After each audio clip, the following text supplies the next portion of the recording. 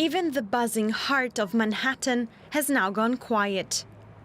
All non-essential businesses must stay closed and their workers must remain at home.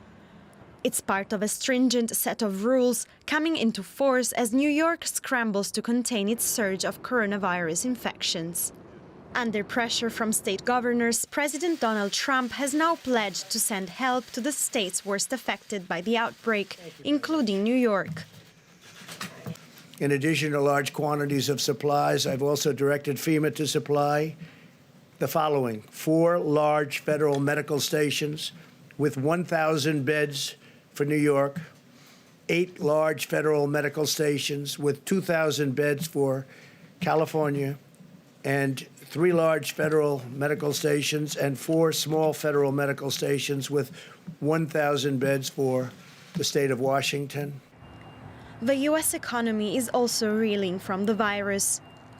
On Sunday, the U.S. Senate was expected but failed to reach a go-ahead for a $1 trillion economic rescue package aimed at helping businesses and regular Americans. Democrats dismissed the bill, saying it was tilted toward helping large corporations. The legislation has many problems. At the top of the list, it includes a large corporate bailout with no protections for workers and virtually no oversight. Also very troubling in the bill were significant shortfalls of money that our hospitals, states, cities, and medical workers desperately needed. This is a public health crisis. It is inexplicable to skimp on funding to address the pandemic.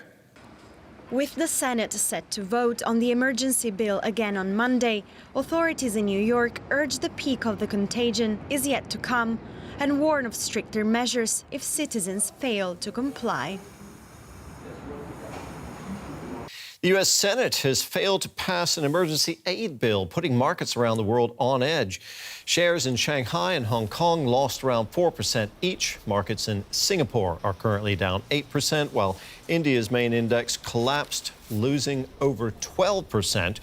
In Frankfurt, the market opened with heavy losses, too. The German DAX index down by almost 5%.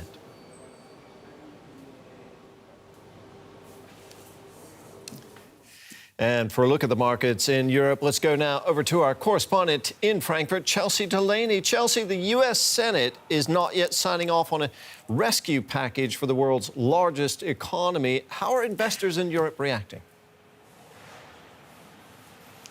Well, it's certainly a disappointment, and we're seeing that reflected not just in U.S. stocks, but here in Europe as well. You mentioned this big slide in the DAX.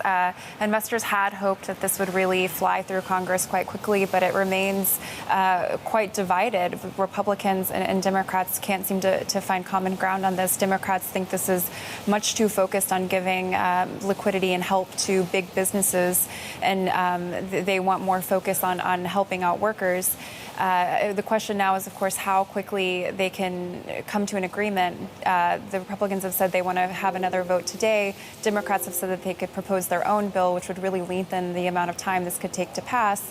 And at the same time, people are losing their jobs. Businesses are facing bankruptcy, and the healthcare sector in the United States is increasingly overstrained. So economists and investors are just saying that every day counts, every moment counts, and they can't afford to lose more time on this. The aviation industry, Chelsea, has been hit particularly hard. What are you hearing from that sector? I think the CEO of Lufthansa last week summed it up when he said the industry cannot survive without help right now. Lufthansa, for example, has had to cut about 95% of its capacity. That's really being shared across many other airlines. They have seen a little bit of a bright spot because many are using these planes to, they can use their empty planes now to ship cargo and things like medical supplies, but they are going to need state support, and I think we're going to see more on that coming forward. Chelsea, thank you very much. That was our markets reporter in Frankfurt, Chelsea Delaney.